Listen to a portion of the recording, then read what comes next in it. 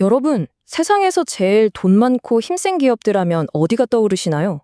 당연히 구글, 아마존 같은 빅테크 기업들이겠죠? 그런데 만약 이 거대 기업들이 갑자기 현금이 텅텅 비어서 전 세계 은행을 돌아다니며 어마어마한 빚을 끌어다 쓰고 있다면 믿어지시나요? 오늘 우리가 깊게 파헤쳐볼 흥미로운 주제가 바로 이겁니다. 현금 바닥난 구글, 아마존이 전 세계 은행 돈을 싹쓸이하는 소름 돋는 이유. 지금부터 이들이 왜 조용히 하지만 엄청난 규모로 전 세계 자금을 쓸어 담고 있는지 그 진짜 이유를 하나하나 짚어보겠습니다. 7,250억 달러? 우리 돈으로 환산하면 자그마치 1,086조 원입니다. 와, 진짜 감도 안 오는 엄청난 숫자죠? 이게 도대체 무슨 돈이냐면요. 구글, 아마존, 메타 같은 이른바 하이퍼스케일러들이 올해 딱 1년 동안 인공지능 인프라를 구축하는 데 쓰겠다고 계획한 금액이에요. 우리나라 1년 국가 예산의 거의 2배에 달하는 어마어마한 자본이 오로지 이 AI라는 한 가지 목적을 위해 쏟아지고 있다는 겁니다.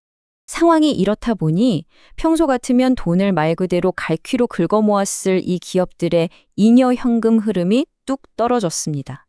지난 10년 만에 최저치로 곤두박질 친 거죠. 아무리 돈을 잘 버는 빅테크 공룡들이라고 해도 아까 말씀드린 그 천문학적인 지출을 감당하다 보니 결국 그 거대한 곳간에 현금이 싹 말라붙기 시작했다는 얘기입니다.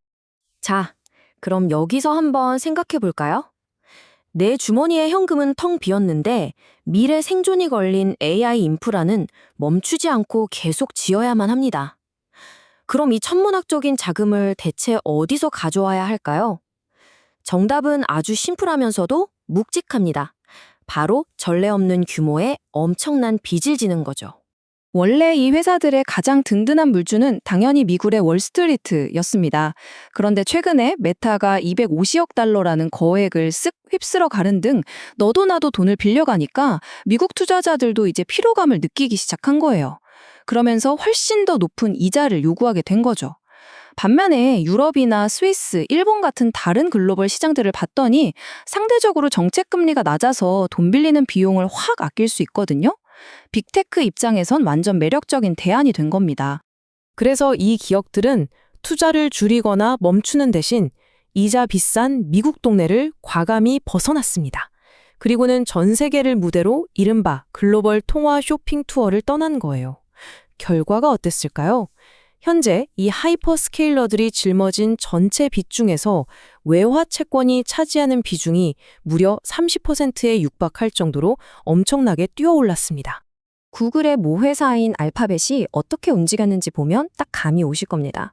작년까지만 해도 알파벳은 해외 부채가 단 한 푼도 없었거든요. 그런데 최근 몇 달 사이에 유로화, 스위스 프랑, 영국 파운드, 캐나다 달러로 무려 400억 달러 이상을 빌렸어요. 게다가 최근엔 도쿄 시장까지 뚫어서 처음으로 약 5조 4천억 원어치의 엔화 채권을 완판시켰고요. 심지어 이례적으로 만기가 100년이나 되는 초장기 파운드화 채권까지 찍어냈습니다. 대단하죠? 이런 움직임, 알파벳만 하는 게 아닙니다. 아마존도 완벽하게 똑같은 전략을 쓰고 있어요. 최근에 스위스에서 28억 스위스 프랑 규모의 채권을 팔아치웠고요. 그 전에는 유럽 시장에서 역사상 최대 규모인 140억 유로를 싹 쓸어 모았습니다. 진짜 말 그대로 이 거대한 공룡들이 전 세계 은행의 돈을 아주 진공청소기처럼 빨아들이고 있는 현장입니다. 전 세계 통화를 넘나들면서 돈을 빌린다니까 뭔가 되게 복잡해 보이지만 원리는 진짜 간단해요. 이게 전형적인 금리 차익 거래거든요. 우리가 집 살 때 평소 쓰던 은행 대출 이자가 너무 비싸면 발품 팔아서 이자 싼 다른 동네에 은행 찾아가잖아요. 똑같습니다. 빅테크 기업들도 전 세계를 무대로 가장 저렴한 이자를 찾아 열심히 발품을 팔고 있는 거예요. 아니 근데 그렇게 다른 나라 돈 빌리면 환율 변동 위험은 어쩌냐고요? 다 계획이 있죠. 이들은 이자 싼 해외 통화로 돈을 빌려서 그 돈을 그대로 그 나라의 데이터 센터 짓는 데 써버립니다. 그러고도 남은 돈은 통화 스왑이라는 금융기술을 써서 환율 위험을 싹 없앤 채 안전하게 달러로 바꿔서 본국으로 가져와요. 진짜 빈틈없이 똑똑한 전략 아닌가요? 자, 그럼 여기서 진짜 근본적인 의문이 하나 듭니다. 도대체 왜 이들은 하필 지금 이렇게 거대하고 복잡한 글로벌 빚더미에 올라앉으면서까지 미친 듯이 돈을 쏟아붓고 있는 걸까요? 글로벌 투자은행 바클레이지의 스콧 슐트라는 전문가가 여기에 대해 아주 기가 막힌 명언을 남겼습니다. 빅테크 기업들은 현대판 철도 회사다. 이 짧은 한마디가 모든 걸 설명해 줍니다. 우리가 지금 보고 있는 이 상황이 그냥 잠깐 유행하는 소프트웨어 트렌드가 아니라 앞으로의 세상을 완전히 뒤바꿀 거대한 물리적 인프라가 지어지고 있는 아주 역사적인 순간이라는 거죠.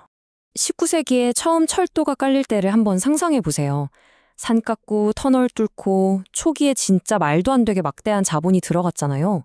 하지만 딱 한 번 깔리고 나니까 수십 년 동안 그 철도를 가진 사람들이 경제를 완벽하게 지배했습니다. 21세기의 AI 데이터 센터가 바로 그거예요. 지금 당장은 피가 마를 정도로 천문학적인 초기 비용이 들지만 이게 완성되면 미래 디지털 경제가 굴러가는 영구적인 철길이 되거든요. 안 할 수가 없는 겁니다. 글로벌 신용평가사 무디스에서 발표한 데이터를 보면 왜 이 철길을 지금 당장, 그것도 엄청난 규모로 깔아야 하는지 딱 나옵니다. 최근에 나오는 똑똑한 추론형 AI 모델들 있잖아요. 얘네들은 이전 모델들보다 컴퓨팅 파워를 무려 100배나 더 집어삼킨다고 해요. 그러니까 데이터 센터를 거대하게 짓는 건 이제 단순한 선택의 문제가 아니라 기술이 발전하려면 무조건 있어야만 하는 필수적인 조건이라는 뜻입니다. 무건 스탠리가 내놓은 예측을 보면 입이 떡 벌어집니다. 2025년부터 2028년까지 전 세계 데이터 센터에 들어갈 누적 지출액이 자그마치 3조 달러에 이를 거라는 전망이에요. 진짜 상상조차 하기 힘든 규모죠. 인류 역사상 이렇게 단기간에 엄청난 자본이 쏟아져 들어가는 거대한 인프라 건설 붐은 정말 전례를 찾기 힘듭니다. 본격적으로 막이 오른 거예요. 그 냉정하고 깐깐하기로 소문난 월스트리트조차 이 거대한 흐름에 완전히 베팅하고 있습니다. 미국 금융시장에서 데이터 센터를 담보로 한 자산 유동화 증권 발행 규모가 전년 대비 무려 112%나 폭증했어요. 이게 무슨 말이냐면 이제 금융시장에서도 AI 데이터 센터를 그냥 흔한 IT 건물이 아니라 철도나 항만, 고속도로 같은 아주 튼튼하고 장기적인 국가 기관 시설급으로 대우하기 시작했다는 확실한 증거입니다. 아까 구글이 100년 만기 채권 발행했다고 말씀드렸죠? 바로 이런 배경이 있으니까 그런 말도 안 되는 금융상품이 시장에 먹히는 겁니다.